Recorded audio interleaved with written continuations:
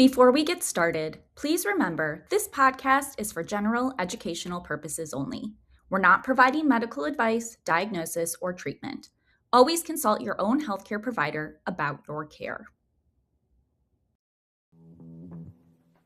Welcome to Fertility Nurses Unfiltered. 2 nurses, 1 mic, no bullshit. I'm Ashley LaRue, fertility nurse and founder of Fertility.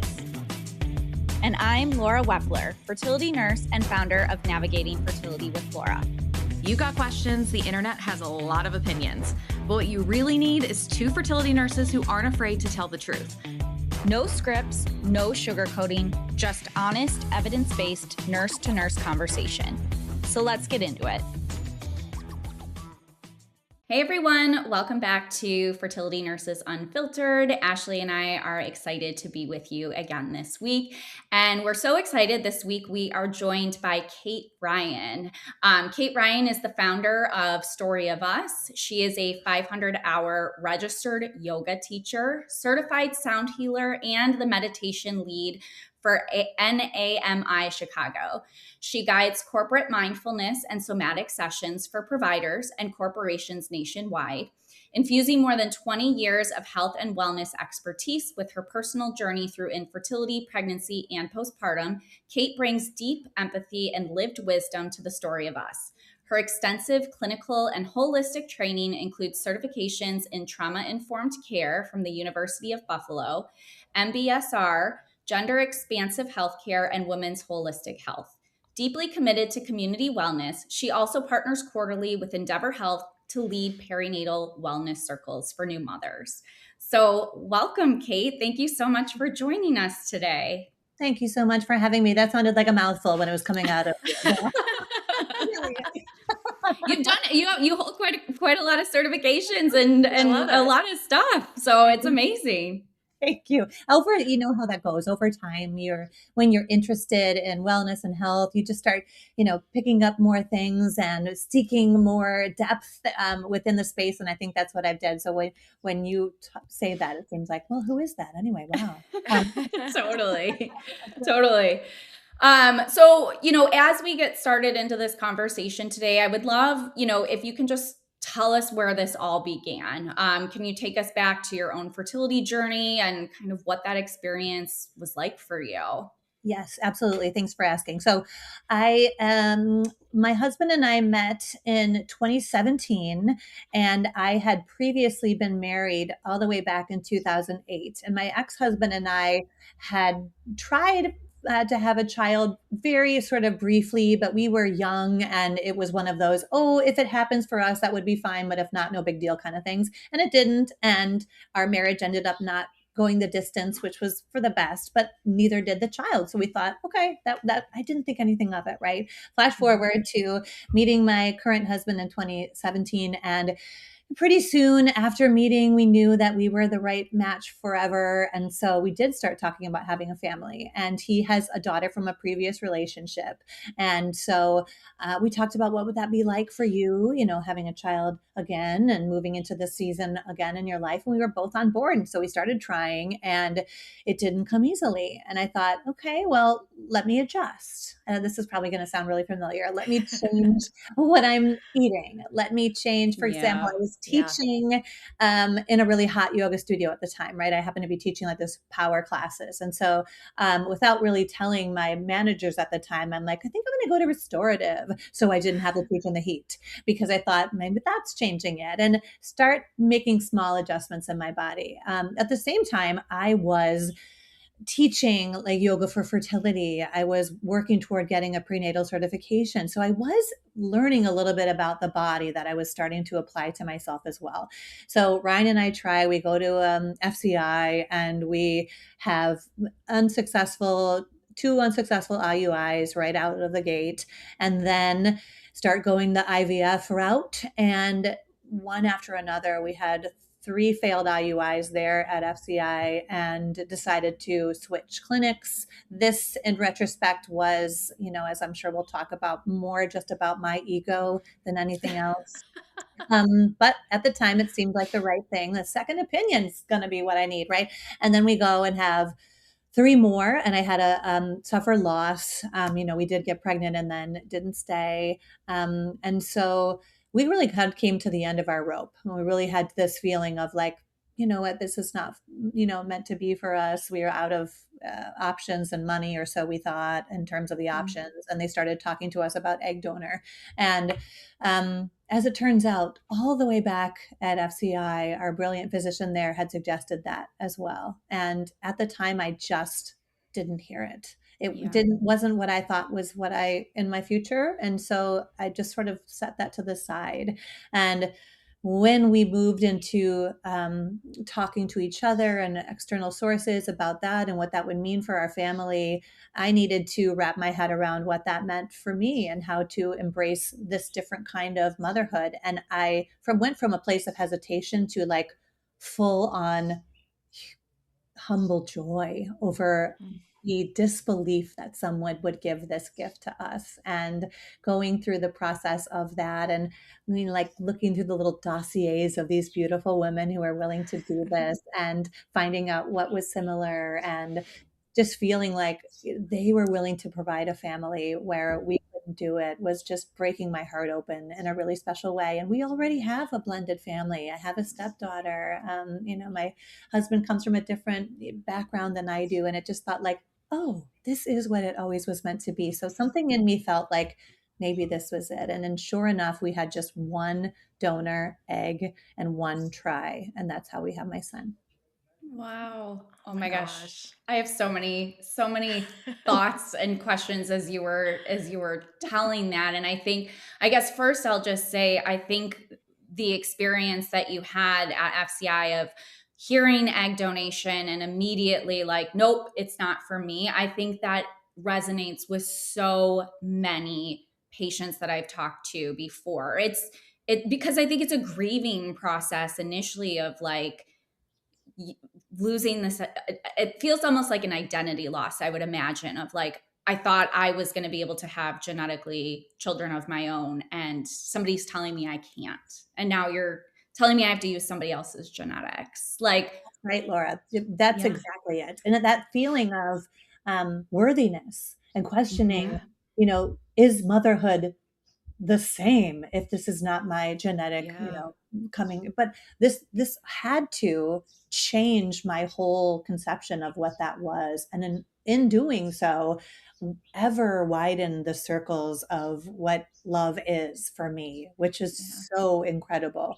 And I'm really appreciate you saying that, because it did also feel guilty having that sensation of like, why do I feel that way? Why does it have to be mine in the way that I thought it would be? Why can't I open my Yeah. mind and my heart to it? Why didn't I, 5 years ago when that first physician said that? It just that was a closed door for me. And part of what I've learned, and I hope to be able to transmit in my new company, is this idea of like love is formed, family is different, that and we are all worthy people. And what about if we took care of ourselves regardless of outcomes? And so that we could be a nurturing space for self, and we could discover this self-awareness deep within about what calms us down, what gives us grounding, what helps us to understand what is true and what is, a falsehood in our story we're making up, so that we can move as people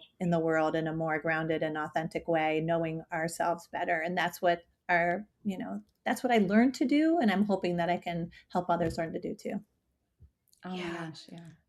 I think so many people, and I've heard this from so many people, that they just feel like they get lost in it. Like you almost lose your identity during the process just because of everything that goes into it, the emotional, the physical, the financial, the relationship, the identity, like all those pieces. And I just hear from a lot of people that like they lose themselves in the process. And I think having a resource or having somebody just remind you like you can actually learn so much about yourself if you actually open up and are willing to talk about it and potentially find resources into, you can actually almost become a better version of yourself sometimes. I feel like learning through your fertility journey, if that makes any Yeah. sense at all. It totally makes sense. Yep, Ashley, I hear that totally. I think that's not, this identity is what prohibited me. I had that contempt prior to investigation going on where I didn't believe that there was any other way than the way that I, was brought into this world, and that Yeah. that family identity that I grew up in would be the same type of family that I would raise. And that is not true. And as a matter of fact, I need Mm, a whole different language for this new family of mine. And I needed to do a lot more understanding and uncovering of myself and why I had certain biases and why I felt certain ways, and in order to just like exist in the world in a more loving way. And the role, of mother, just felt like this is an identity that I could just claim, that it was just out there for me to be like, oh yeah, I'm a this, I'm a that, I'm a that, I'm a mother. And that's just going to come naturally. And when it didn't, it really had this feeling of all this questioning of, what does that mean? And what will I be if I'm not a mother? And, yeah. this external seeking is what it comes down to. Yeah. And what our company, what I really hope that we're moving even holistically as people is toward this sense of value of who you are and what you bring no matter what. And tending to the self in those ways does make us healthier, does make us Yeah. better, does allow our nervous systems, as you both know, to calm down and down regulate so that we can be more receptive and our blood flow to move and all of these things, both physically. And then what about if we could add in things like mindfulness and meditation to our lives? Not because we felt like we had to, but because it was something we did, like brushing our teeth, that made us Mm, more aware of the world and each other. And then this sense of like abundance and, you draw and attract what you see and who you are, and you just are this healthy being. And so all these healthy things start coming your way, as opposed to what I was doing, which is like pouring pills down and like any eating everything. Don't drink wine, don't drink wine, try this, try that, and I just was like myself as a human experiment, which was terrible. And of course my body mm. was rebelling and my mind was all over the place and my feet weren't touching the ground, and just thought like, whoa, was that person in any place ready to bring new life into the world? No. Was that person even ready to be alive in her own self? No. So maybe if we take care of the first one, that alive in herself and knowing herself, then other things will come. Yeah, and Yeah. I hear you saying it now, and I heard when you started your story something that I think every patient goes through this, like, what am I doing wrong? What it like am I need to change yoga studios because it's the heat that's causing this issue, or it's, I'm the food containers that I'm eating out of, or the things that I'm putting in my body. It becomes this obsession and this, and I hear like how much that was consuming you. Yes, you're absolutely right. All of the things you mentioned and more.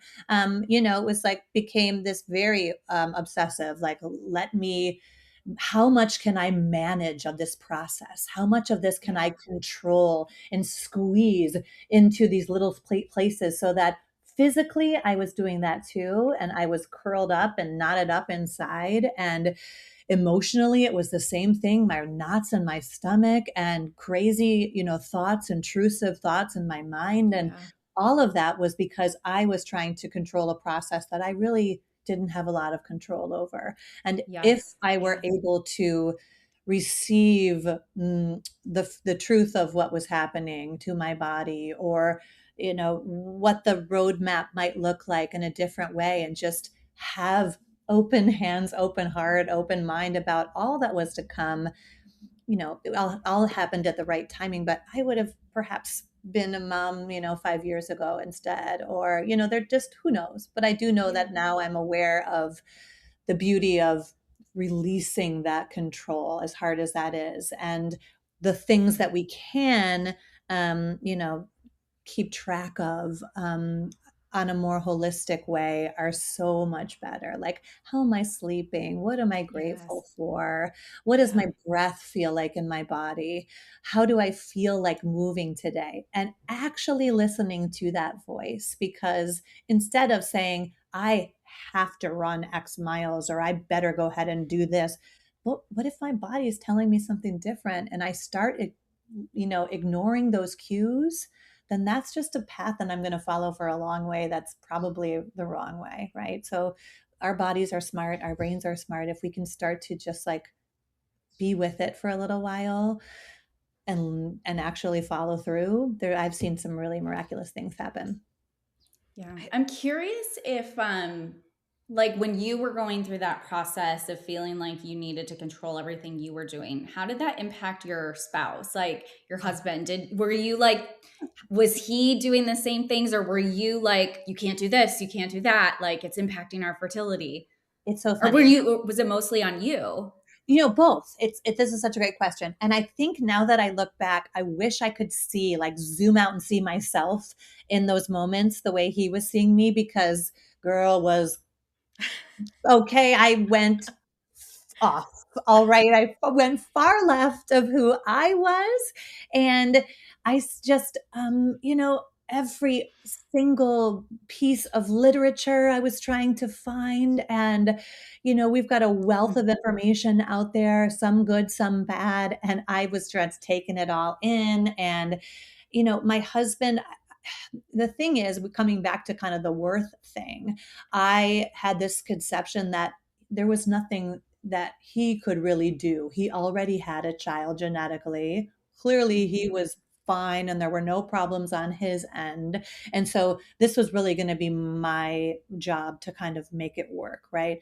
But in doing that, I separated myself from him and created an isolation that was so painful for the both of us, because he didn't know how to really help me, in a loving way, to say, maybe that's a little too far that you're going, that would fly off the handle. Or, maybe he could just help me with my medications. And I wasn't even able to receive his loving kindness in that way. And so I pushed him to the side more, and it really caused a rift between us that, thank God, is, fixed and managed and in the best way, where we are now clearer and more aligned than ever before. But that path was really hard for us, and me trying to just do the more and more and more and more, was just so hard on us.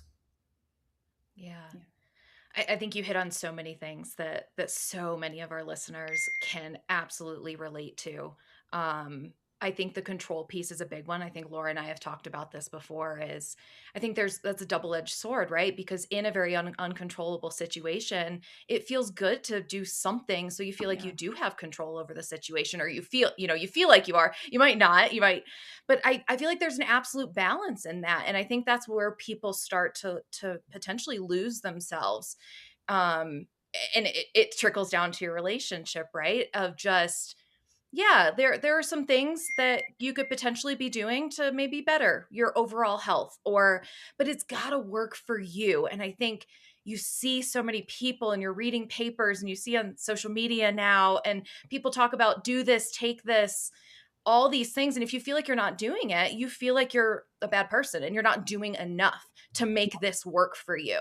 When in reality, it's something Laura and I talk about all the time. It's got to work for you. If you want to have that glass of wine periodically here and there, like, absolutely. Like, if you enjoy wine and that makes you happy, great. If you want to do a hot yoga class periodically, great. You know what I mean? Like, as long as it fits with certain timelines. So I think so many people can relate to so many things you said, of trying to control something that feels very uncontrollable. And I think just reminding people that it's not about doing everything, it's about taking care of you, and then by extension taking care of your relationship Yeah. in Yeah. the process. That's beautiful. And I think while you were speaking, I had in my mind, from your side, from the nursing side and from the physician side, I'd be curious to hear, because are there any ways that you have in the past helped your patients? Because what I'm visualizing here is like the pill box Sunday to Monday that's just overflowing, and then a sheet of paper that has a graph of all the things I have to take on all these Mm. days, and the nurse and the going in for my labs 3 times a week, and da da da. It almost lends itself to an just go all the way there, go overdo this, do everything, get so planned, get so structured, check every box from the clinical perspective that I guess this is why, Story of Us hopes to bridge the gap there to recognize that there's a lot that happens when the patient leaves the office, Yeah. Yeah, and for the patient absolutely. and for the provider, right? That there's a lot of questions that happen. There's a whole, you know, behind the scenes thing going on. But I guess, from your perspective, is there anything that from the clinical side, it could be like, yes, this is going to seem really overwhelming. Here's all the things that you have to do. But would there ever be a point where somebody would say, you know, what have you been thinking about lately? Is your mind racing a lot? Have you been eating okay? Or are you sleeping? Any of those things? Or is that just kind of past the realm of what happens in the office? Oh, it's a great That's a great question. question. It's unfortunately in the clinic, there is just so much going on. There's more patients seeking fertility treatment now than ever. Yeah. There's just such a gap in support. There's not enough physicians or not enough nurses to manage everything. So, unfortunately, what tends to happen, and I'm going to overgeneralize, obviously, there's some great and wonderful people that may be asking those questions, but I'm going to overgeneralize. Mhm. There's not enough time. Unfortunately, what ends up happening is we give videos and handouts and we give you your instructions, and we've got to give you all this information of like boom boom boom, you've got to do these things, you got to come in for an appointment on this day, you've got to take these doses of medication, and any sort of the back end of, hey, let's review this, like how are you doing, how are you sleeping, what vitamin supplements are you taking, let's just make sure you're not doing too Right. much here, like how is your relationship, oh hey, how is your dog, whatever, like getting to know the actual person behind the journey doesn't happen as frequently as it absolutely should, just given the current fertility, structure, the way it's Yeah. set up, unfortunately. And it's sad. It's not fair. Yep, I echo everything that you just said. Actually, it's just, I think that's the unfortunate reality of fertility clinics and the amount of patients that they're handling. And it's, I think, a big onus for why Ashley and I do what we do and why we have this podcast is to bring that to light for patients. The other thing that I want to hit on too is that Ashley and I were talking about as we prepared for this episode, is that a lot of what our patients experience, like as nurses, or at least I know for Ashley and I, or Ashley, I'm sure I can speak for you on this. I know I can speak for myself, is that we carry a lot of the weight of our patients as well. So, like, I mean, when you have to call, if you have 10 patients that come in one day for a pregnancy test and you've been working with all these patients and 5 of them are negative or however many. I mean, you're managing this roller coaster of being excited when you're calling the patients who have these positive tests, or and maybe it's not even a pregnancy test, but then you're also like feeling bogged down and sad for the patients that you have to call with negative news, and it's this constant like up and down all day long. We carry a lot of that weight. I know that I did, and when my patient experienced a loss, I felt like I experienced it right along with them. And so sometimes I think that's not seen. And I think we could probably speak for a lot of physicians out there too. I mean, I would say just like any profession, there's good and there's bad doctors, there's good and there's bad nurses. We've said this before on the podcast, but I think genuinely a lot of the physicians out there, like, it breaks their heart when they haven't been able to give someone what they've been desiring, right? Mm. It is a lot of weight. Yeah, I mean, I really appreciate you saying that because that's where a story of us, uh, I should say, I started to have that realization myself, and that's why our company went in the direction of the sanctuary, this wellness collective for providers, because we recognize that the emotional load is the same, the burnout is similar.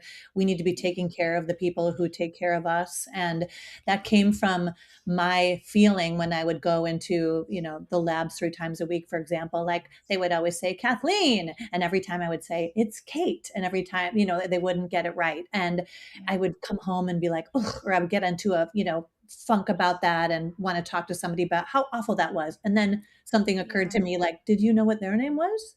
That same nurse Oh, that saw you every time? look, Yeah. it's not an us versus them. And when they call to give you bad news, they're humans too, like you said. And there is a whole another world. These people generally got into this profession for the love of helping people and making dreams come true. And we who are patients, if we can start to have a little bit of just even that knowledge coming from you, which is so wonderful. You have this podcast and just the communities like Story of Us and so many others that are this gap, bridge the gap between the office and, you don't have to go home and swirl your brain about all of these things. There are places that hold space for this, for, both the patient and the provider, because this is a lot to carry.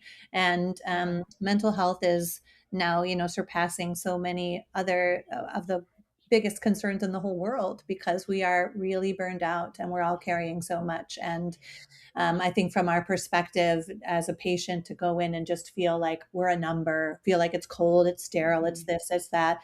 Yeah. Understanding from your side, this is a business. We are working X number of charts a day. We really do care about you, but we also have a professional demeanor to establish. And, we don't have the time to be, your best friend or your therapist and all of these things in one, which is why companies like Story of Us are here, because we Yeah. recognize that we can be Yeah. the place that allows some conversation, the questions, the spilling of your guts, the crying, the laughing, the movement, the meditation, all of it, because hopefully we're all coming to a place where this whole package is available if we can connect, where you are and where we are coming from.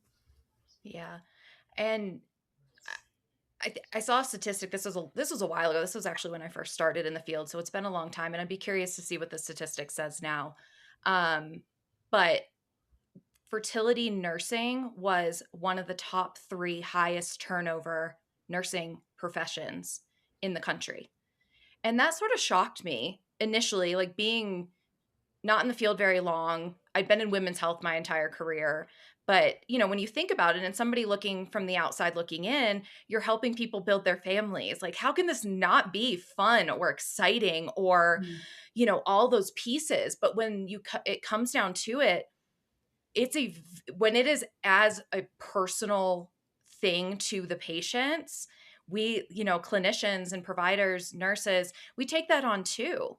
Mhm. And because of the system, because of us not having the opportunity, a lot of us nurses want to ask you, how are you doing? We want to get to know you. But the reality of it is we've got to get through all this stuff. So it's this crazy fighting back and forth, and a lot of nurses don't love that.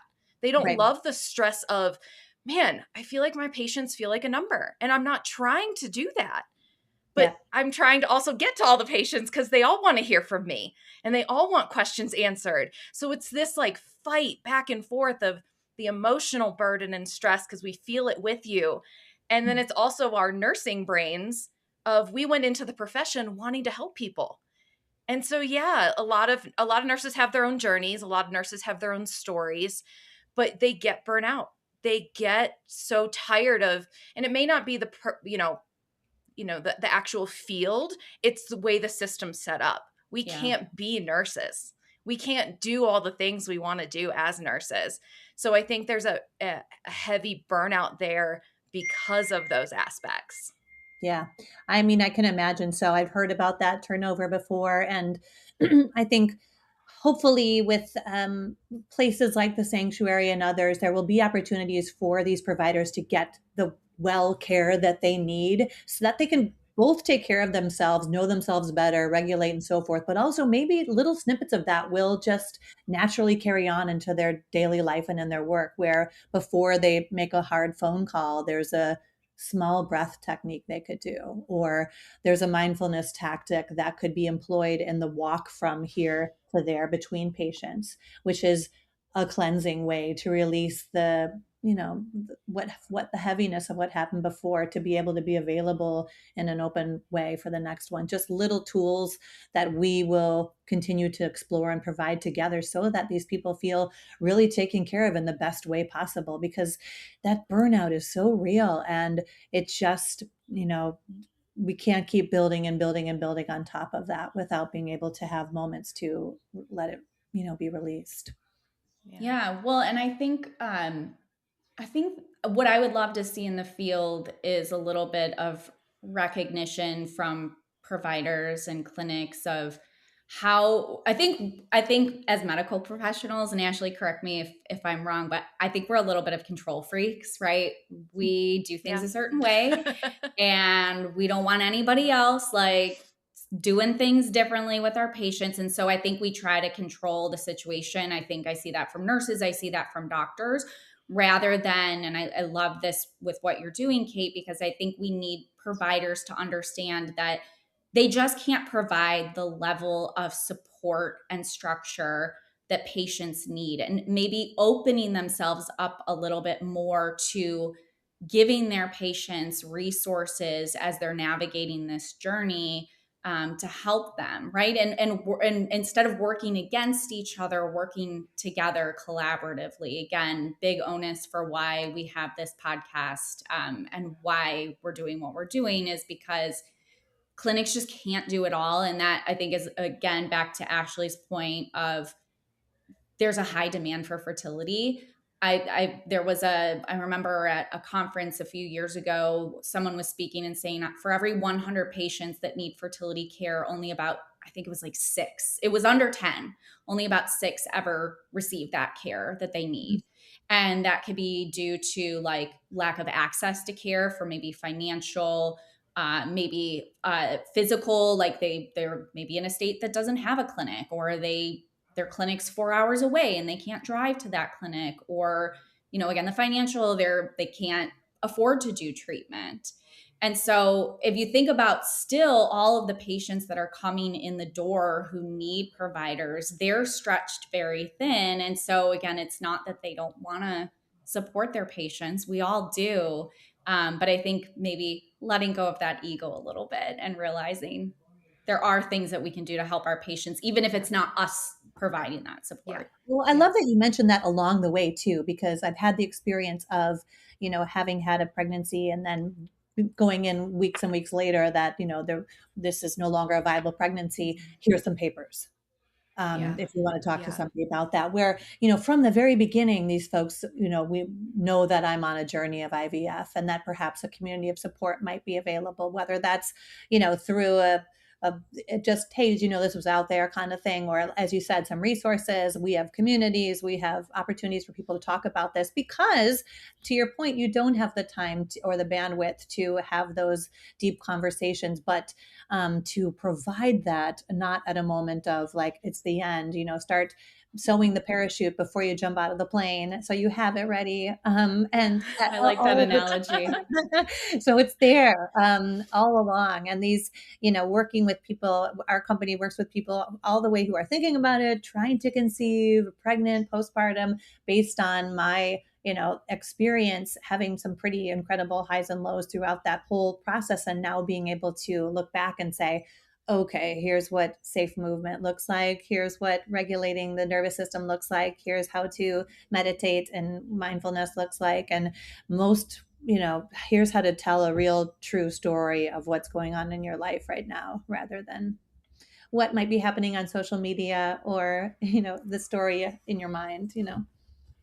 I think like sort of combining, Laura, what you said with what you're doing, Kate, with the sanctuary is I love what you're doing with the sanctuary, because it just reminds providers and people, clinicians in the space, like, yeah, we need to take care of ourselves too. And there's a reason there's this burnout and all those pieces.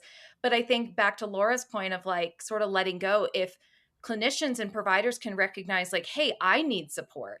Yeah. And if I need support, maybe my patients do too. And sort of getting over that hump of like, there's some really good support places out there that can support me as a clinician, but maybe my patients do need a little bit more, and recognizing that gap, not only in what I'm doing, and maybe I need some extra support and release and all those things, but so do my patients.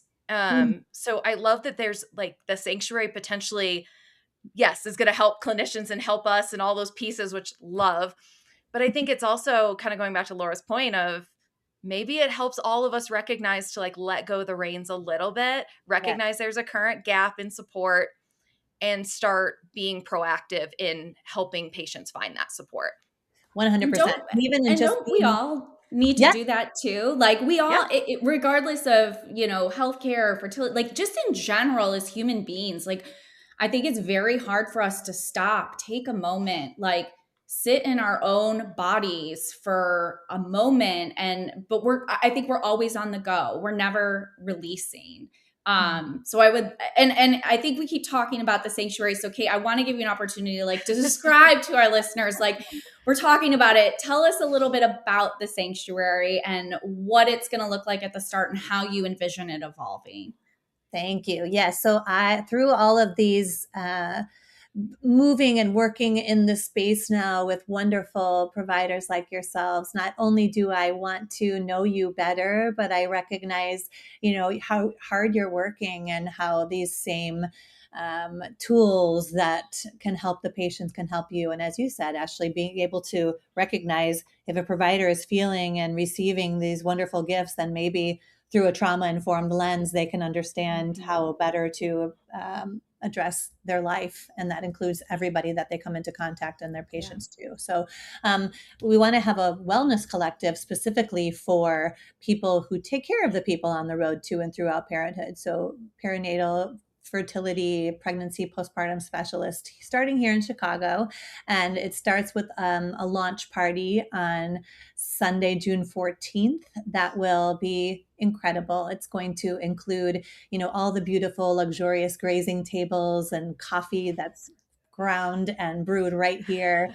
And it will have sensory stations with luxury experiences and, lotions and powders and tinctures and beautiful smelling things that are all natural and organic. And there will be a flower building bar. There will be creative stations where if you're a provider coming that morning who just wants to be taken care of, you can zip your lips, not say one word, and just enjoy a luxurious morning. Go to a corner, journal, build your own bouquet. There will be one of Chicago's top massage therapists on hand giving massage for you. There will be a sound bath experience, a meditation experience. There will be Abby Christine Photography, who is a mother and fine art photographer and a postpartum doula, professional photographer in Chicago, taking pictures of you so that you can take them for your own use, for your professional headshots, new for your website or whatever you'd like. We just want to take care of the caretaker. That is that. And it's going to be a beautiful morning to start this. So the launch is that day. And then from there, the sanctuary will be this collective of these providers who have options to lots of different things within the sanctuary. One will be the Sanctuary Supper Club, which will be curated table topics and luxury dining experiences with these providers. There will be the sanctuary volunteer arm, which will bring people out into the community, providers doing hands-on stuff with our community. And there will be the wellness part, which is going to, Pilates and yoga and run clubs and all of that within, so that these people can get to know each other better, can have a built-in support system, and can sort of pick and choose what they like, all the while being available to see a full online portal where they can talk together and have resources and Zooms and host, whatever they would like to on the platform too. Oh, I love that. Sounds so cool. I think you hit on a really cool point, and coming out of the fertility lens a little bit, because that's what, Laura and I specifically focus on, but the fact that you help support people in all different aspects of women's health. So you're talking about OBs and outside of the fertility space.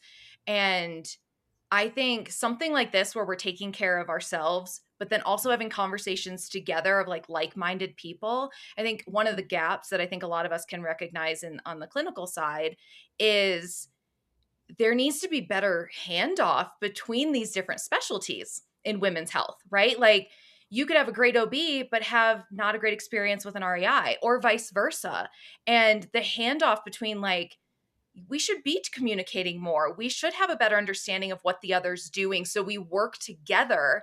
And so it's not like, I hear people say it all the time. It's like, okay, I talked to my OB, or maybe I didn't, and they referred me, and that was it. That's the only conversation. And now I'm at a fertility clinic and XYZ is happening. And maybe I go back to my OB, and then maybe potentially I have a loss, and then I'm back at the REI, and then, okay, now I'm hopefully fingers and toes crossed, finally pregnant. And then I get transferred to my OB, and there's just this very little crossover of true support and care between these different aspects. And again, I'm using a very specific example, but I think anybody could insert whatever. We all deserve a better experience between specialties. And I know a lot of REIs and OBs, they have relationships and they refer back and forth and whatnot. But what if we could improve that? Like, what if we could really trickle that down? And if an OB and an REI are in this collective, in the sanctuary together, they're having a more they're having a better experience, having a more visceral experience of like getting to know each other, supporting ourselves, supporting each other. Okay. And then that trickles down to our patients of referring appropriately. Hey, maybe I'm gonna, because I'm in this group with this OB, I'm gonna give her a quick heads up on X, Y, and Z on the back end of this patient. So they're not just reading records and it's just not another patient feels like a number sort of situation. So Adding color. Yeah, very long-winded way to say, I love that it's expansion into all these different aspects of people caring for women during a very vulnerable time in our lives, a very emotional time in our lives, but taking care of that caretaker could then just improve the overall experience, not just in the fertility space. You said it, Ashley. That's exactly it. This feeling that everything is kind of siloed out. Yes. And there's this and there's that and there's this. I'm going to go to this doctor, then to this REI that did this, that. And what's happening between them? What if a place could exist where they actually are in community together and they can talk and they can support and uplift each other and they can say, I want to work on this. We're going to have like a collaboration corner that's literally at the launch and also available in the portal. Like, hey, I'd like to try this, or here's an idea that I have and another. Anybody else within the collective, go on and jump in on that and let's work together. And or I'm struggling with this. Has anyone? What I mean, those across disciplines, again, just help to give the core idea of let's do this together. Let's lift each other up. And so doing will lift up our patients and just, everything's going to be so much more cohesive and we'll feel more like a unit together instead of, hey, we're all in this together on this whole journey. It's not just me against you and it's not this doctor against that. It's what we're all here for each other. It sounds like a lot of I think of like growth too professionally. I've talked about this on the podcast before, but we have this like silo between Eastern, Western medicine, right? And I think they exist on like opposite ends of the spectrum where I think just like anything in life, everything I think exists more in the middle. And I think being exposed to providers maybe outside of your exact specialty or branch of women's health, right, is going to open your eyes maybe to a different way to treat that patient collaboratively. Which I think is so important. And I think also, what you're doing in the sanctuary, it's building trust between providers. What I see a lot happening in healthcare, it's like, oh, I'm going to refer to this doctor because they're in the same hospital network as me. So I'm going to refer that. But you don't have a relationship with that person, right? Or I see that even in my day-to-day networking as a business owner. It's like I go to networking groups and it's, well, I refer anybody doing, X, Y, or Z to this person because they're in my networking group, rather than taking the time to get to know those people and build relationships. And it sounds like with all the things that you're doing, the sound baths, the flower bouquet building, like it's just more of an organic experience than this like cold feeling of like a traditional networking group. Yeah. That's exactly what it is. We wanted, in all of our Story of Us events, we want that. It came from this idea of what if it were different?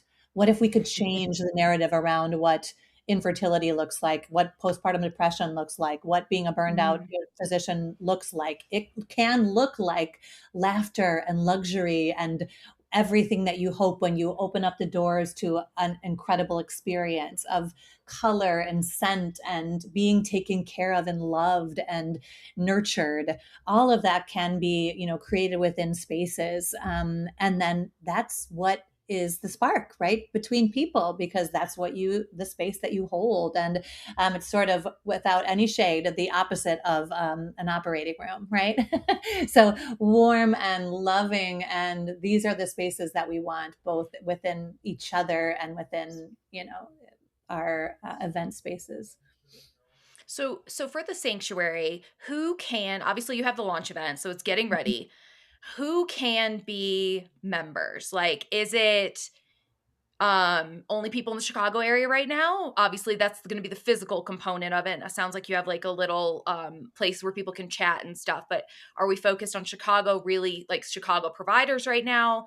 So location wise, and then my second question on that is, how far does that trickle down as far as providers? Is it at the nursing level? Is it the MA level? Like who who are you who are you reaching at? Like what does this look like from a person and a clinician standpoint?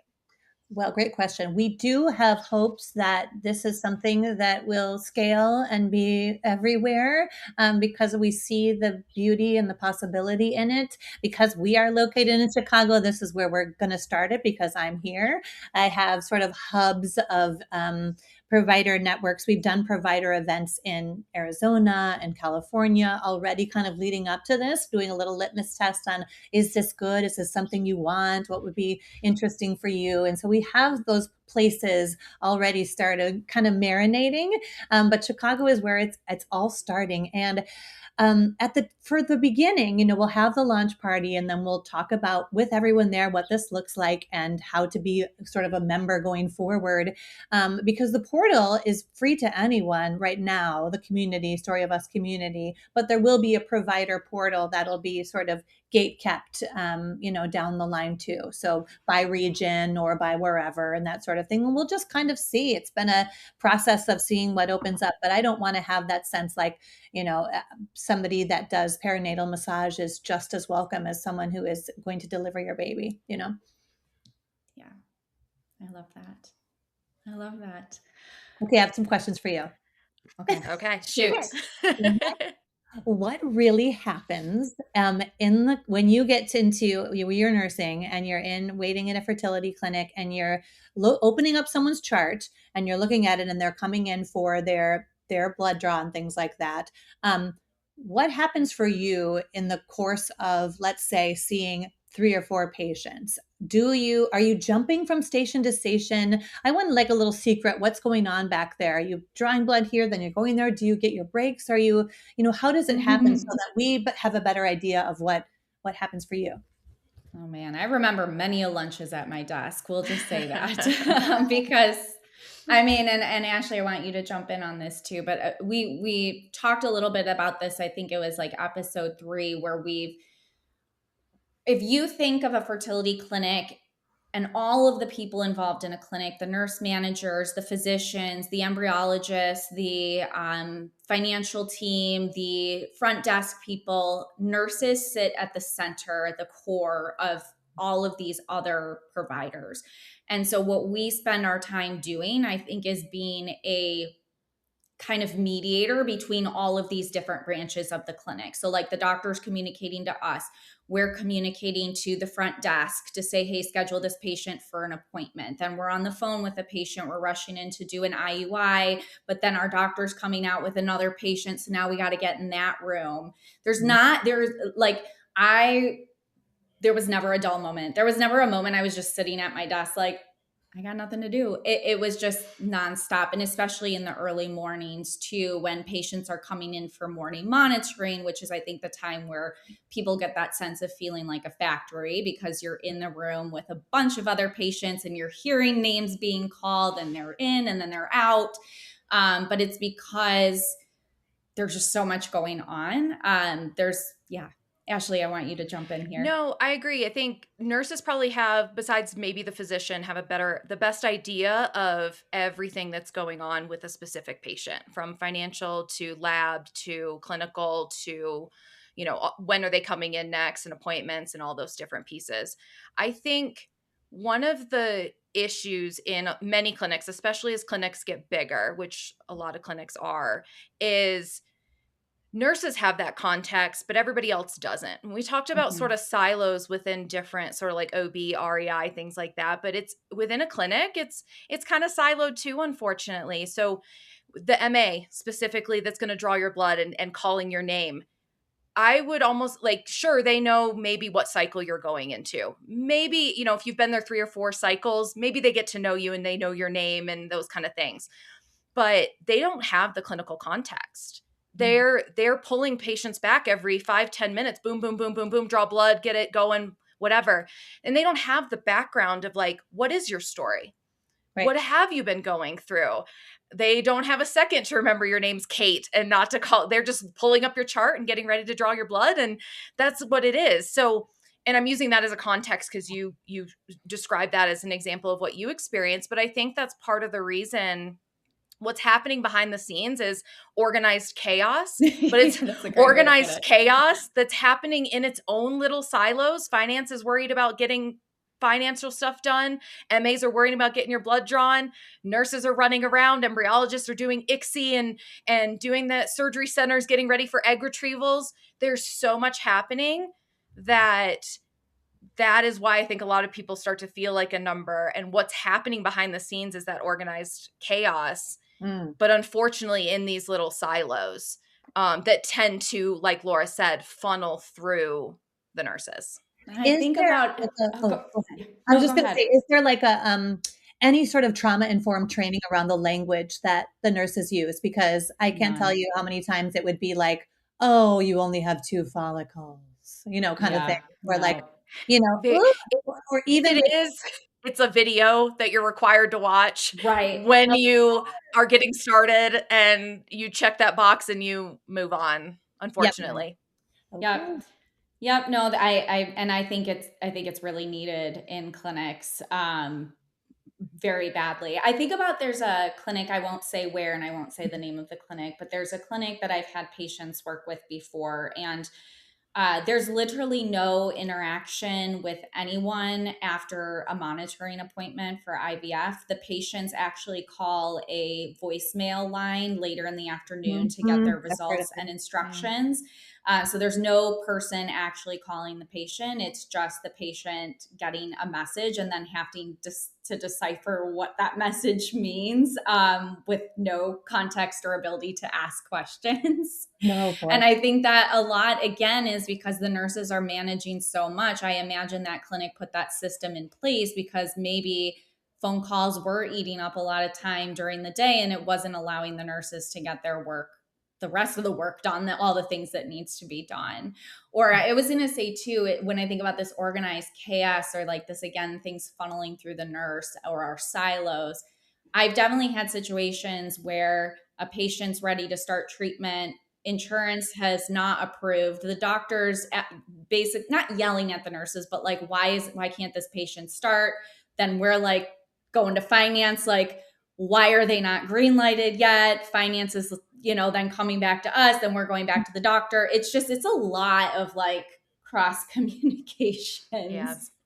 Yeah. I think that's really helpful. I mean, if I never having known that before, it really would have helped me, to have these types of conversations again, and where a patient can understand where the provider's coming from, and the other way around is so huge. And again, how the provider is maybe coming into a trauma informed space like the sanctuary, and where people are asked about their pronouns, and people are asked about how they want to be treated, or then they get a sense for, I wonder what, this is going to trickle out into my day to day and my life and the way I just talk and operate. And I don't know. We'll see. Yeah. Yeah. I think unfortunately this system is created, I think if we could step in each other's shoes and just, I think you could do this, and think of your own job, like listeners out there, right? Like maybe you're not in the clinical field, maybe you are, maybe you're a fertility patient, but you have, a job completely outside of it. If somebody could honestly step into your shoes professionally or personally to have a better understanding of what you're going through, yeah, we would all finally, like, yeah, we could all agree on stuff and have a better understanding. I think, unfortunately, the way that we can't do that, but the way the system is set up is we've almost created, and Kate, correct me if I'm wrong if you felt this during your experience, but Laura and I have talked about this, that patients feel like a burden at the clinic.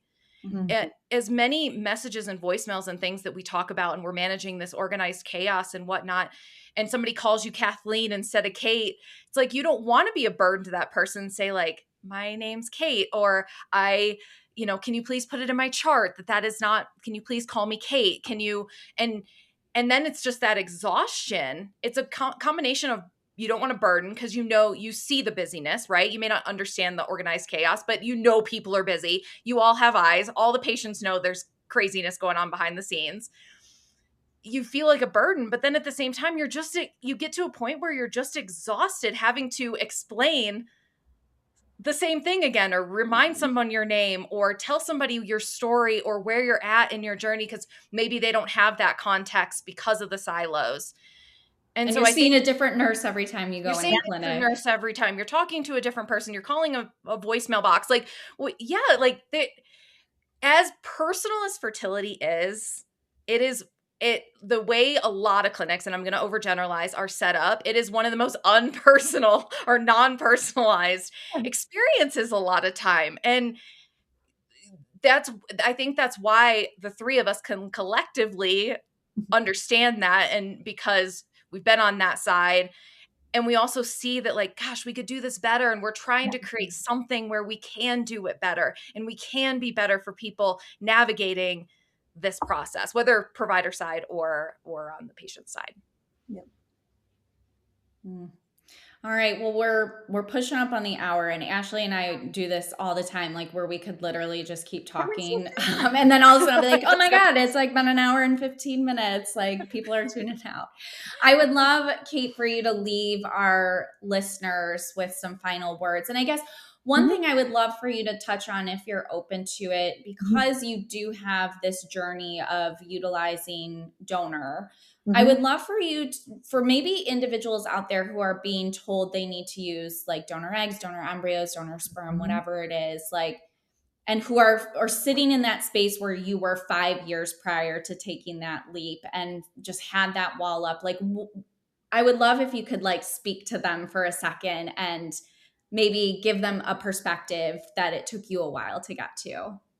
Absolutely. I think there's the biggest lessons that I have learned, and I may be repeating myself, but are of how to return to listening to myself, right? We know that we're sort of gifted this sense of right and wrong, this sense of what my body signals are telling me, if I'm afraid, if I'm nervous, what my stomach feels like, what it feels like when my heart beats too fast. And when my mind starts to override that, right? When I start to say, I'm tired, but I should go exercise or whatnot. Where can I get to the middle of this where my body is actually saying I'm tired? Can I answer that and say, all right, let's lay down for a little while, and then let's give ourselves 20 minutes, and then let's go for a walk or whatever it is. And this negotiating so we can come to this sort of open and clear place of neutrality within the body and mind. And then it's a place that's like, can I make more space for listening, which is so hard to do in our really busy world? Listening to what is really true.